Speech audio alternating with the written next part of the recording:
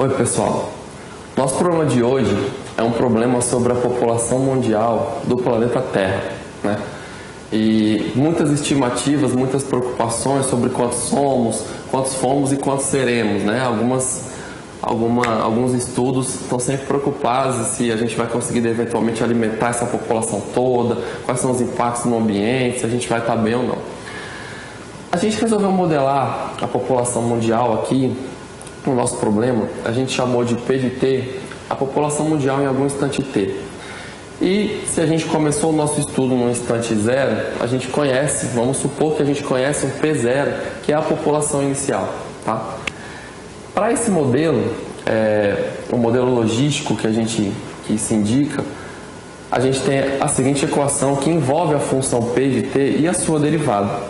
E a equação é a seguinte, bom, a princípio a gente teria a taxa de crescimento da população, que é P' de T, a derivada de P com respeito a T, sobre a população, isso daqui é o que a gente chama de crescimento percentual, igual a uma certa constante.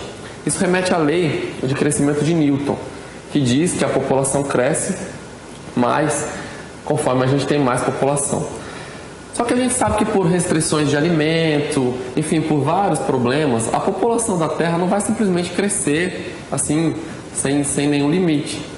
Então, no crescimento logístico, a gente coloca um menos, o A, que é uma constante também, veja que o K é uma constante de crescimento aqui, o A também é uma constante, e a gente põe nessa taxa percentual, a gente coloca um decréscimo de A vezes a própria população. Ou seja, nessa taxa aqui, ela vai sofrer um decréscimo proporcional à própria população. Quer dizer, quanto mais gente você tem, acaba sendo mais difícil, né? Essa população crescer, enfim. É a própria logística mesmo, né? É a própria logística. Por isso é chamado modelo logístico. Para que a gente tenha um gráfico, pelo menos daquela grandeza, nota que aquela é uma grandeza linear, né? Com respeito à variável P.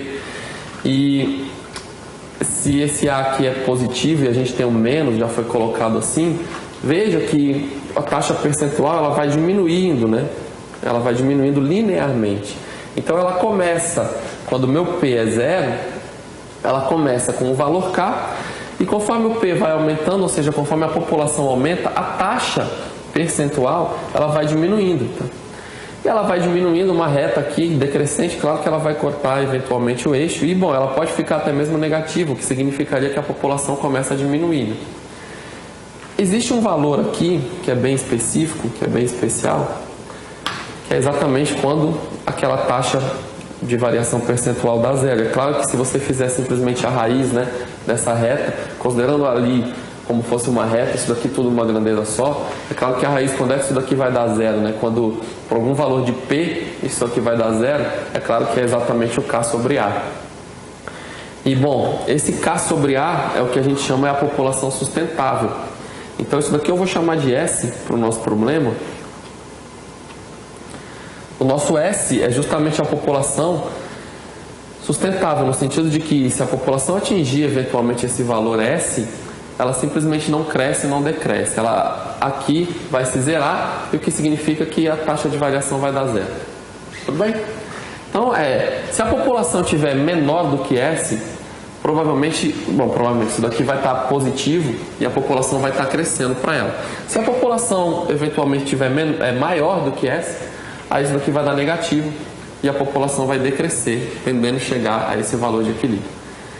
A gente quer aqui determinar, o estudo sobre isso, né? E a gente vai ver que vai cair numa integral bem interessante. Vamos acompanhar a solução para determinar a função P. Lembre-se de que a solução de uma equação assim é a função que satisfaz isso, né? Qual é a função P de T que satisfaz essa igualdade? E é isso que a gente quer saber. Nota que a igualdade ali envolve a função P e a sua derivada, tá bom? É uma equação diferencial. Vamos acompanhar aqui.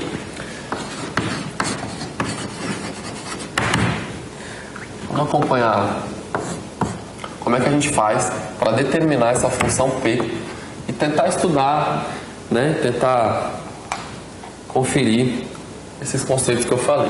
Então eu vou pegar a equação que eu já tinha, que é K menos 1A P de T. E aqui eu vou colocar o K em evidência. Então, para colocar em evidência, simplesmente eu vou dividir tudo por K. Aliás, perdão, vou colocar o A em evidência. O A em evidência. Então, vou colocar aqui o A. Eu vou ficar com K sobre A menos P de T.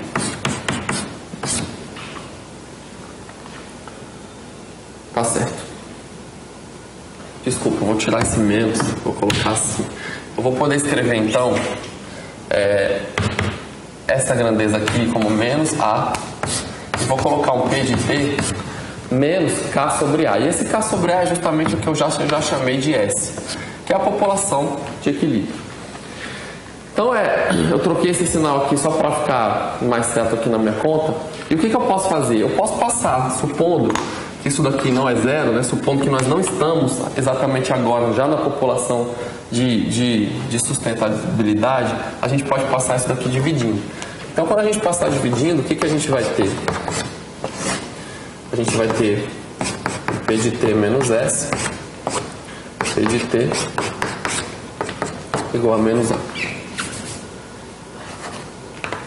Então, se você acompanha, essa parte aqui eu passei dividindo para cá, né? E ela foi acrescentada ao denominador dessa fração.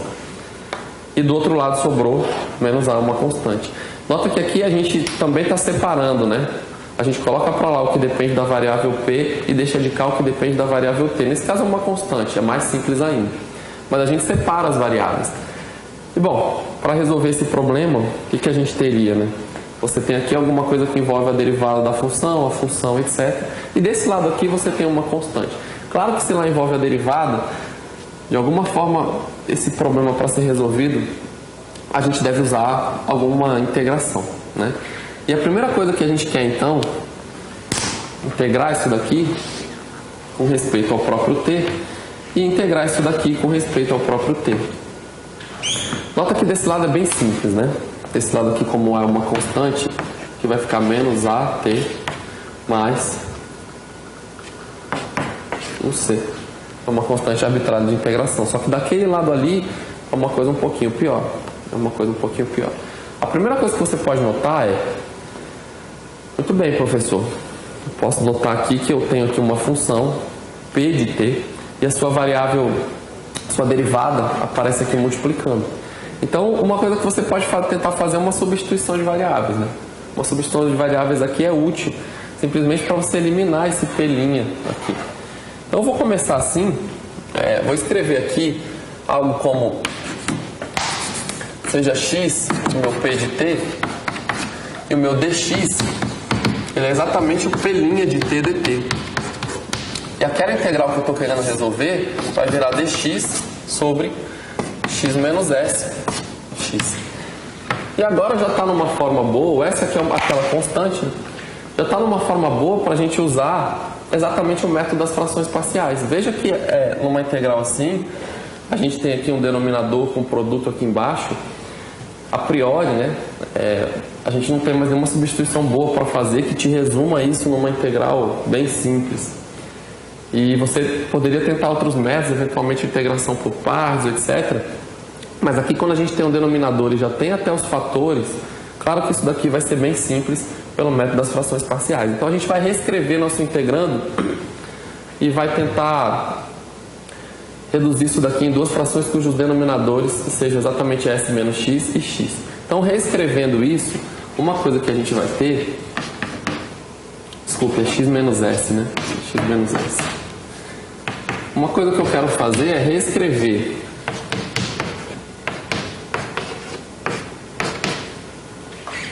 essa fração com esse produto numa soma de duas frações. Por isso chama-se frações parciais, né? Cada fração é uma parcela. E depois que eu fizer isso, essa integral desse termo, claro que vai dar essa integral mais essa, porque a integral da soma é a soma das integrais. E essas duas integrais são simples de resolver. Tá claro? Então, basicamente, se a gente faz isso daqui, a gente... Vamos multiplicar aqui cruzado, né? Vamos tentar resolver só para a gente saber quem são A e B aqui. Eu já vou... Se a gente faz isso, a gente tem 1 sobre x menos s, x igual a x mais b, multiplica x menos s, sobre x menos sx. E daqui fica simples, né? Daqui fica bem simples.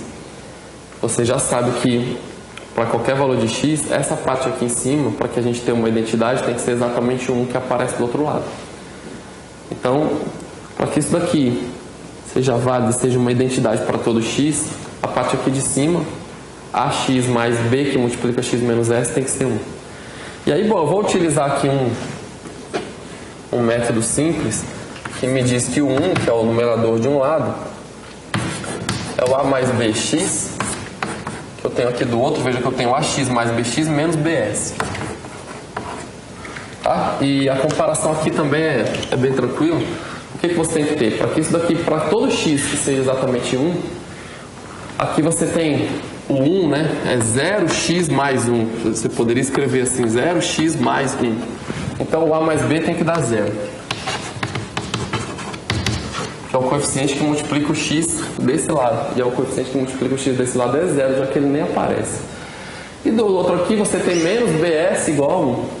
Então o termo independente de x nesse lado é 1 e nesse lado é menos bs. Então você vai escrever que menos bs é igual a 1, o que já implica dizer que b é menos 1 sobre s.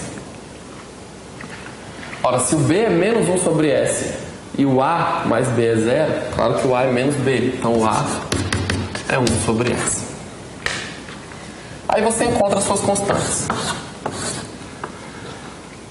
Depois disso, claro, você substitui, né?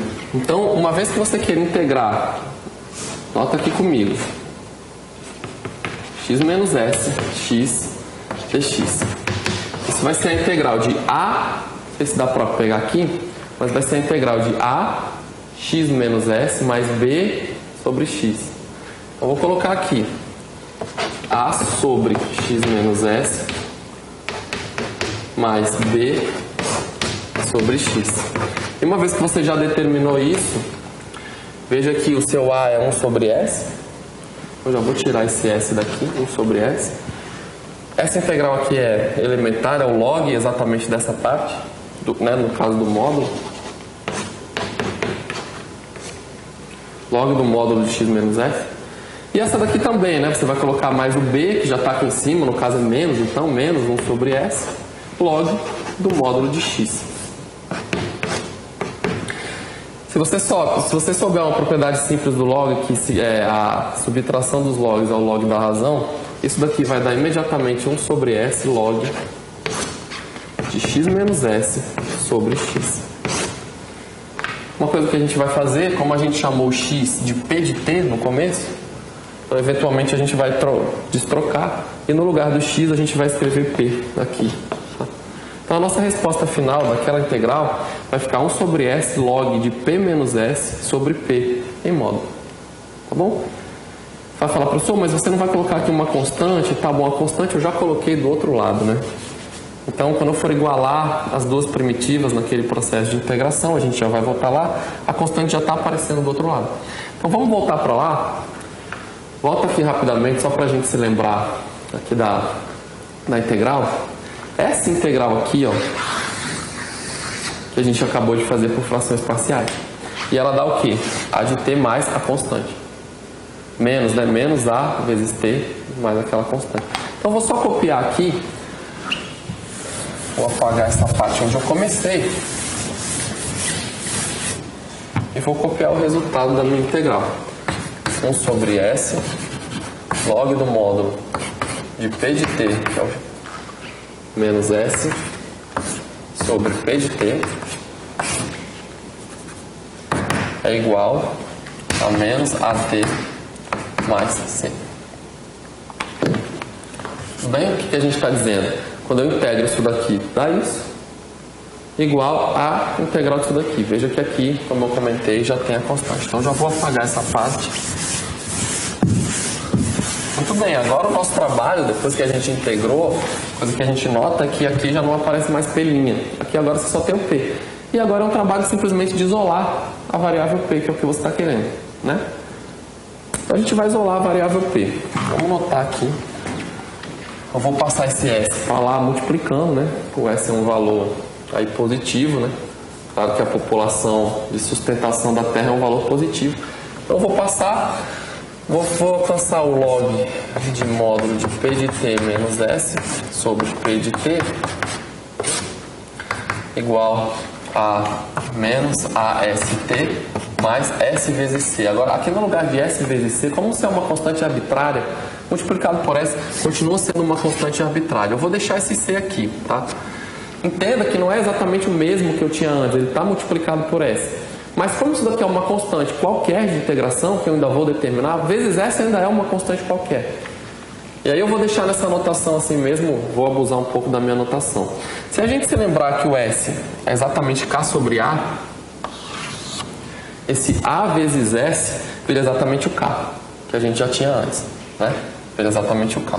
Então, claro que essas coisas elas estão aqui relacionadas, né? Elas estão aqui relacionadas. Isso daqui é exatamente o K. O K que eu tinha. Agora eu vou aplicar uma exponencial. Então, claro, se eu tenho aqui um log, né, e eu quero isolar o P de t, para eu tirar esse log, eu aplico uma exponencial dos dois lados. Lembre-se de que a exponencial é a inversa do log e que elas são injetivas, né, ambas.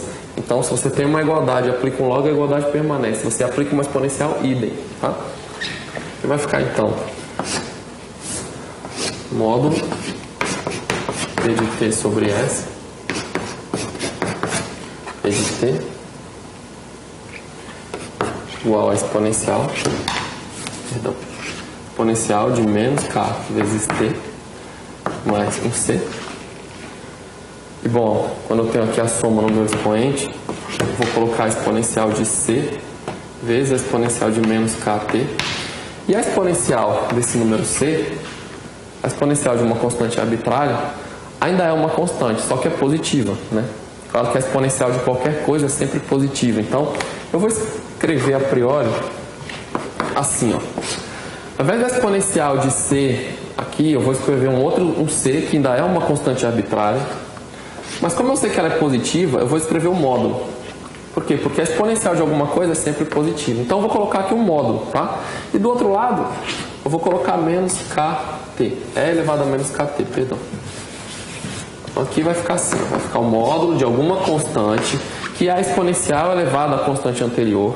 Eu sei que ela é positiva. É elevado a menos KT. E bom, ali a gente fica para isolar o P, a gente nota que ali tem um módulo. E o que eu vou fazer? Para eu tirar aquele módulo, eu vou tirar esse módulo daqui também. Por quê? Porque ali, como eu tenho módulo, eu sei que essa constante, E elevado a C, é sempre positiva. Mas claro, se eu tiro o módulo, aqui eu já posso admitir então que é mais ou menos essa constante que era positiva. Então, eu vou tirar o módulo dos dois lados. Aqui, ó. Vai ficar uma constante qualquer e aqui, idem. Agora vai ficar com algum sinal, que depende, obviamente, também do sinal dessa constante. Então, se lá for mais, aqui é mais. E se lá for menos, aqui é menos. Continuando, já estamos chegando ao fim.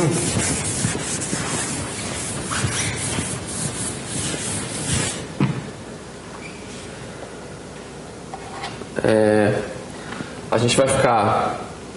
Eu vou passar o P de t multiplicando aqui, ó. Eu vou ficar com P de t menos S igual a P de t que multiplica esse C é elevado a menos KT. Ok? Bom, você vai falar, bom, professor, mas quem seria esse C, né? Na verdade, quem seria esse C? O C a gente pode determinar fazendo t igual a zero, né? Usando a nossa população inicial. Então, bom, se a gente quiser determinar o C, até antes de fazer isso, mas se a gente quiser determinar o C, a gente faz para t igual a zero, né? O P de zero é o P0, é um valor conhecido. Então a gente pode já colocar um t igual a zero aqui e já vai ficar um P0 menos S sobre P0.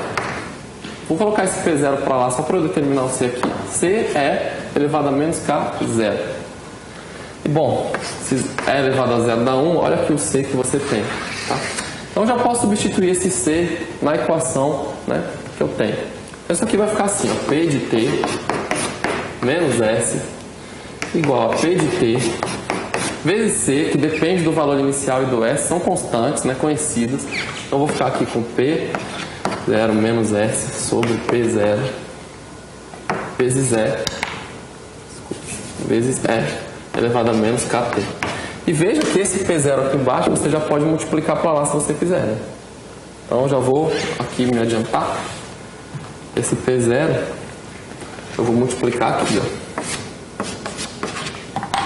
Tá bom? Aqui ficou assim. Muito bem. A parte que vai conter P eu vou deixar para um lado e a parte que não tem P eu vou deixar para o outro. Então nós vamos separar aqui.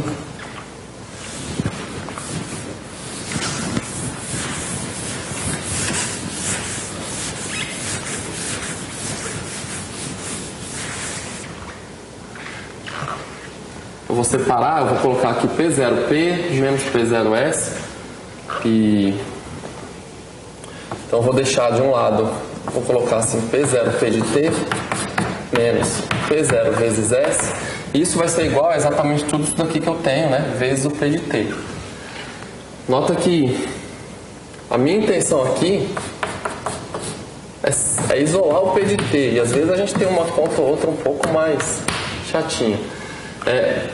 Passar o P de T para cá, para esse lado, né, multiplicando tudo isso, e esse termo aqui que é independente de P, eu vou deixar do outro. Então vamos colocar aqui o meu P de T, ele está multiplicando aqui um P0, certo? E quando eu passar isso aqui para lá, essa é a parte que multiplica o P de T, né? É o P0 menos S vezes S. Então eu vou passar para lá menos P0 menos S é elevado a menos KT. E desse lado aqui vai ficar exatamente P0S agora com sinal positivo. Finalmente, a gente já supõe que isso daqui não vai dar zero. E vamos passar dividindo. Olha a expressão para a população da Terra no nosso modelo logístico. Ela é um P0 vezes S. População inicial do problema. Essa é a população de sustentabilidade do planeta. Dividido por P0 menos P0 sobre S elevado a K, T negativo. Então a nossa população em função do tempo é um modelo assim. Tá? Isso daqui de uma certa maneira confirma, bom, de uma certa maneira não, né? Isso aqui da maneira do cálculo confirma o que eu estava falando. Em que sentido?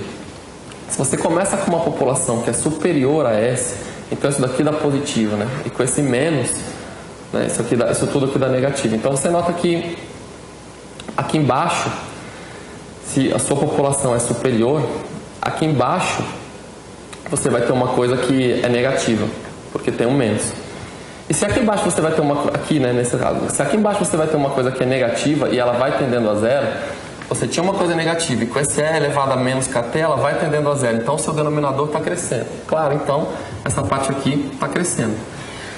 Aliás, perdão, desculpa, né? O denominador está crescendo e aí a sua fração está decrescendo. Exato. Então, se o denominador está crescendo, a fração como um todo, como aqui é uma constante, está decrescendo. Então, se a sua população é superior a S, a P de T está decrescendo. E vai acontecer o contrário, né? Se você começa numa população P0 que é inferior a S, aí essa parte dá negativa, com esse menos dá mais. E aí acontece o fenômeno contrário, quer dizer, o seu denominador está decrescendo e a sua população como um todo cresce. Então, basicamente, uma coisa que está acontecendo aqui seria assim. Assim, a coisa importante também, né? Se o seu P0 é exatamente igual a S, horas, aí essa parte se cancela. Aí cancela a exponencial. E aí você tem que a sua população é exatamente o S.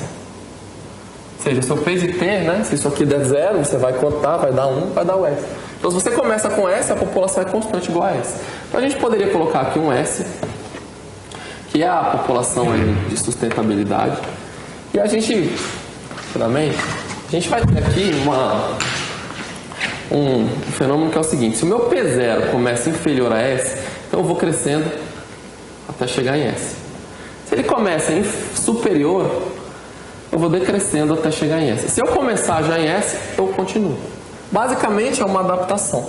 A gente fez aqui, como a gente sabe que a população está crescendo, né? A população da Terra vem crescendo, a gente sabe que provavelmente nesse instante, hoje, agora, no ano de 2014, a gente está abaixo do S. E chutando alguns valores, né, aqui, a gente pode tentar estimar quem é esse S, pelo menos uma estimativa, né? Então, os valores que a gente tem aqui para chutar, no ano 2000, a nossa população era mais ou menos 6 bilhões, arredondando, né, aproximadamente. No ano de 2020, deve ser, segundo o censo que a gente pesquisou, aproximadamente 7,5. Vê se dá para pegar aí, aproximadamente 7 mil. No ano de 2040, a estimativa é 8,7. Com 3 valores, a gente consegue então jogar esses valores aqui na nossa função e a gente consegue tentar determinar quem é o S, né? Com 3 valores de T, eu consigo determinar quem é o S. Por que eu preciso de 3 valores? Porque eu tenho P0, S e K, que são 3 constantes. Então, com esses 3, com essa 2000 a gente sabe que é mais ou menos 6 bilhões e com essas outras estimativas eu consigo encontrar o S. E com esses dados, né, e exatamente com essa função, o seu S vai dar aproximadamente 10,8 bilhões de pessoas. Então, aproximadamente 11 bilhões. É claro que se essas estimativas aqui mudarem um pouquinho, aqui também muda, né? Eventualmente acaba mudando. Mas a gente sabe que a população da Terra então está crescendo até atingir ali um certo limite em torno do qual ela vai ficar oscilando. Esse limite está em torno de, aqui no nosso cálculo, de 11 bilhões de pessoas. E aí, bom, eu espero que a gente tenha como alimentar toda essa gente, né? Como sobreviver bem no nosso planeta. Eu espero, além de tudo, que tenham entendido aí a maior parte do problema, o nosso método de integração. A gente fez as frações parciais e viu isso num contexto real, né? Eu agradeço a atenção e até uma próxima.